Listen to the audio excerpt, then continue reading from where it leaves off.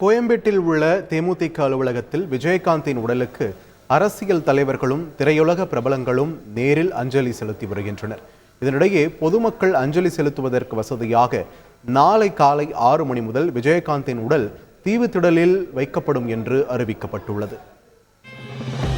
தேமுதிக அலுவலகத்தில் வைக்கப்பட்டுள்ள மறைந்த நடிகர் விஜயகாந்தின் உடலுக்கு நடிகர்கள் கவுண்டமணி, விஜய் சேதுபதி, அர்ஜுன் உள்ளிட்ட பலர் நேரில் சென்று அஞ்சலி செலுத்தினர். விஜயகாந்தின் உடலுக்கு அஞ்சலி செலுத்திய நடிகர் பிரபு, மக்களின் மனதில் நீங்கா இடம் பிடித்தவர் கேப்டன் என்று உருக்கத்துடன் தெரிவித்தார். தலைவர்கள் உருவாங்க முடியாது, விலை கொடுத்து வாங்க முடியாது.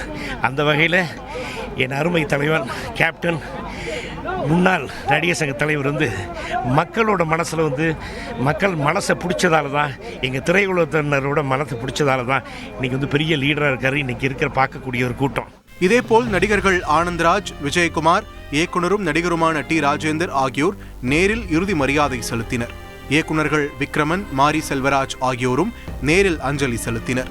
இயக்குனர்கள் டி ராஜேந்தர், விக்ரமன் கூறுகையில், ஒரு கட்சியை உருவாக்கி தமிழ்நாட்டில் சட்டசபையில் எதிர்கட்சி தலைவராகி தனக்கென்று ஒரு தனி முத்திரையை பதித்த அவர் ஒரு தலைவன் என்பதை மீறி ஒரு நல்ல மனிதன் என்ற பெயர் எடுத்தவர். நான் ஒரு ஹீரோ அப்படின்லாம் போகாம எளிமையான எல்லா வேலையும் செய்வார். அந்த மாதிரியான ஒரு பண்பாளர் அவர் உண்மையிலே டைரக்டர்ஸ் உடைய ஆர்டிஸ்ட் அவர். இதனிடையே விஜயகாந்திற்கு இரங்கல் தெரிவித்து நடிகர் சூர்யா வெளியிட்ட வீடியோவில் எல்லோருக்கும் எல்லா உதவிகள் செய்து புரட்சி கலைஞனாய் உயர்ந்தவர் என்று கூறியுள்ளார்.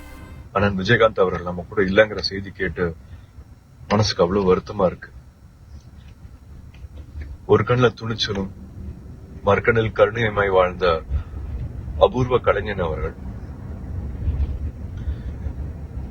கடைக்கோடி மக்கள் வரைக்கும் எல்லாருக்கும் எல்லா உதவிகளும் செஞ்சு புரட்சி கலைஞனா, கேப்டனா நம்ம எல்லார் மனசுல இடம் பிடிச்சவர்கள். மறுபுறம் மதுரையில் உள்ள பூர்வீக இல்லத்தில் நடிகர் விஜயகாந்தின் மறைவுச் செய்தியை கேட்டு அவரது சகோதரர் உள்ளிட்ட குடும்பத்தினர் கதறி எழுதனர். விஜயகாந்தின் உறவினர்களிடம் பேசினோம். எங்கள் பிறந்து வளர்ந்தது போல சின்ன பிள்ளை 75 போலாது. எல்லாத்துக்கும் கஷ்டப்படுறவங்களுக்கு கூட நல்லா வாழ்க்கை கொடுத்தாரு. ரேசிமில் இருக்கும்போது வேலை பார்க்குறவங்களுக்கும் என்ன உதவினாலும் செய்வார். அதே உதவி தான் அங்கேயும் போய் செய்கிறாரு. அவ்வளோ ஒரு பாசக்கார மனுஷன்.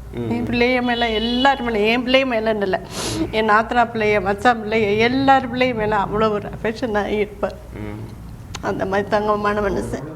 இதேபோல் விஜயகாந்தின் உடலுக்கு பொன்முடி, பாஜக மாநில தலைவர் அண்ணாமலை உள்ளிட்ட பல்வேறு அரசியல் தலைவர்கள் நேரில் அஞ்சலி செலுத்தினர். அஞ்சலி செலுத்திய பின்னர் செய்தியாளர்களிடம் பேசிய அண்ணாமலை, தேமுதிக நிறுவன தலைவர் விஜயகாந்திற்கு தமிழக அரசு மணிமண்டபம் அமைக்க வேண்டும் என்று வலியுறுத்தினார். அவருக்கு அரசு மரியாதையோடு ஒரு மணிமண்டபம் கட்டப்பட்டு அரசு கொடுக்கக்கூடிய இடத்துல காலத்திற்கும் கூட எல்லோரும் பார்ப்பதற்கு ஏதுவாக அரசு வேகமாக ஒரு நிலத்தை ஒதுக்கீடு செய்து அதிலே மணிமண்டபம் கட்டுவதற்கு முன்வர வேண்டும் என்பதும் கூட பாரதிய ஜனதா கட்சியினுடைய கோரிக்கை.